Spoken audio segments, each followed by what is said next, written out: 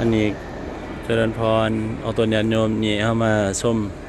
มากราบไหว้สักการะบูชาพระเจ้าใหญ่ตาหวานเป็นพระนอนน่าจะใหญ่ที่สุดในย่างกุ้งนี่ละแต่บ่แน่ใจว่าอยู่พม่าเนาะแต่ว่าทั่วประเทศน่าจะบ่แต่ว่าอยู่ย่างกุ้งน่าจะเป็นใหญ่เป็นวัดที่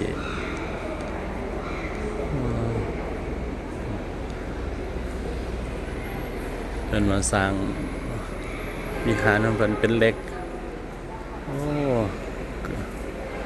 อยู่ทางนี้ก็จะเป็นแกลเลอรี่ภาพแต่ละเจดีย์แต่ละบ่อนแต่ละแห่งเบิ่งเท่านี้เนาะนี่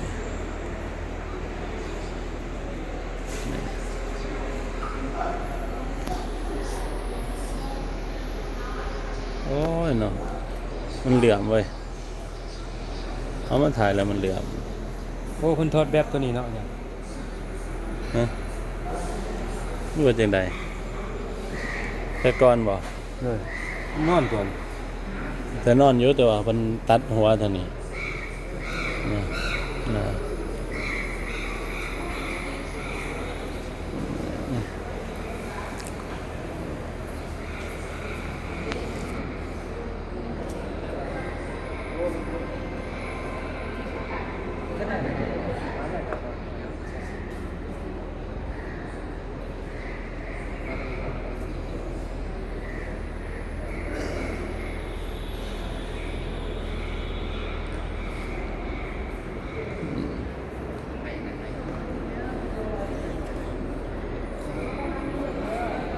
พระใหญ่ที่สุดใน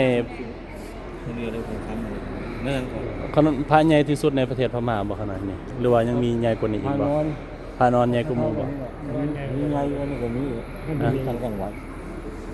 ยังมีใหญ่กว่านี้อีกบ่โอ้ก็สวยจริงๆอ่ะแต่บ่สวยตัวนี้สวยกว่าอันนี้พอดีไงเกิดมันแบบเป็นภูเขาเลยอ่ะโอ้เนาะเบิ่งงามนะโดยจะไปยืนฮะ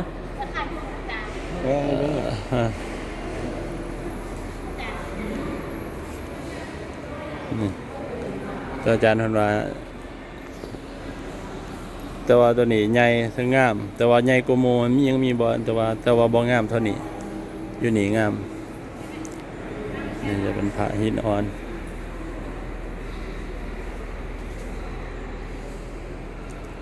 แต่ละปาง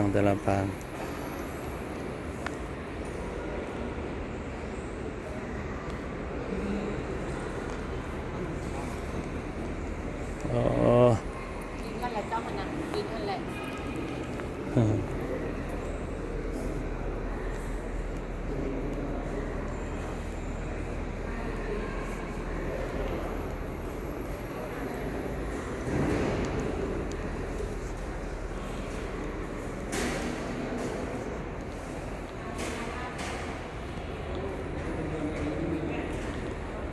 เร็วๆมอง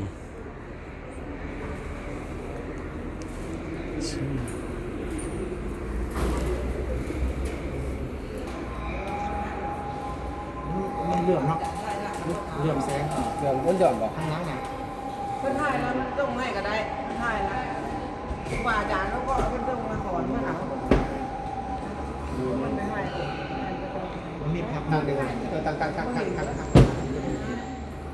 เลยตั้งไป